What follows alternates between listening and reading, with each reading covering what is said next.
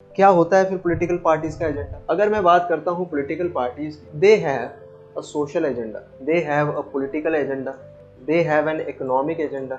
आज की डेट में एक और आ गया है एनवायरमेंटल एजेंडा। ये सारे क्या हैं, इनके एक अलग अलग काम करने की अप्रोचेज हैं, वेयर दे बेसिकली एम्फसाइज कि हम इसमें ये बदलाव लाएंगे, हम इसमें ये बदलाव लाएंगे, हम इसमें ये बदलाव लाएंगे। अब आप इसको पॉलिटिकल एजेंडा बोल लीजिए या सोशल एजेंडा बोल लीजिए, दोनों में से कुछ भी बोल लीजिए, eventually reservation is both.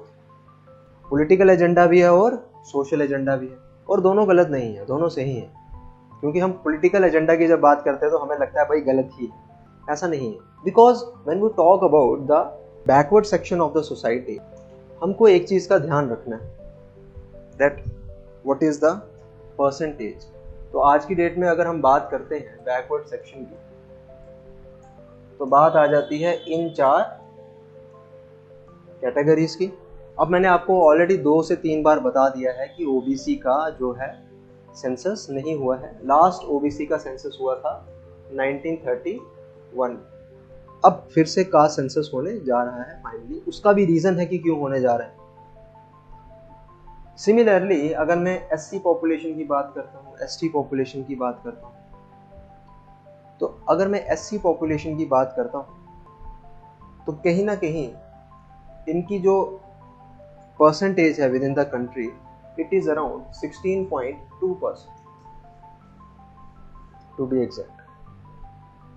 Similarly अगर मैं एसटीज की बात करता हूँ, इट इज रफली around 9 to 10%. And talking about the EWS, it is around 10% roughly. And talking about the OBC. Now as per the Mandal Commission, OBC की जो population थी, what they contributed to the total population of the country, back as per the Mandal Commission report, it was 52%. लेकिन 2005-2006 में भी socially economic backward classes पे census हुआ एक।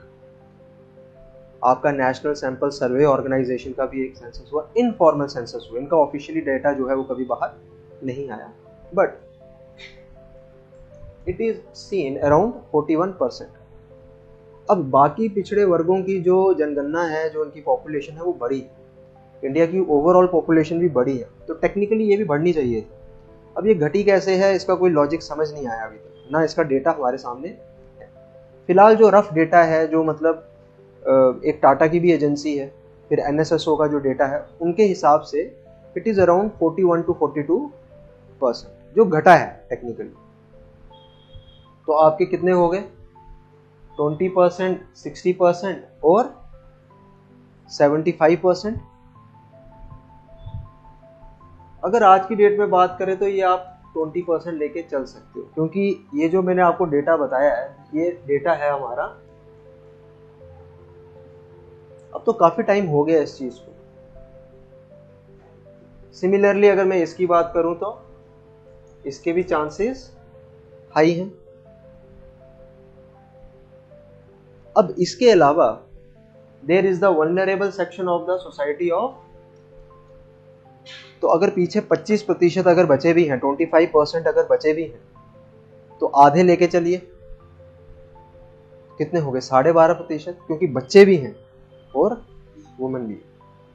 तो हम अगर 12.5% भी लेके चलते हैं रफली, ये सारा का सारा जो हमारा बैकवर्ड सेक्शन है, ये कंप्राइज कितना हो जाता है? It is basically above 85%, 85 to 90%, and technically speaking it is more than 90%. मैंने अभी आपको अंडरमाइंड डेटा जो है वो बताया। So if it is around 90% लेके चले, if the backward sections of the society are around 90% and we are providing the reservation of around 59.5% only, is it fair or unfair? It seems quite unfair then, or from the undeserved category perspective it seems quite fair, more than fair. So reservation is justified as per the data also.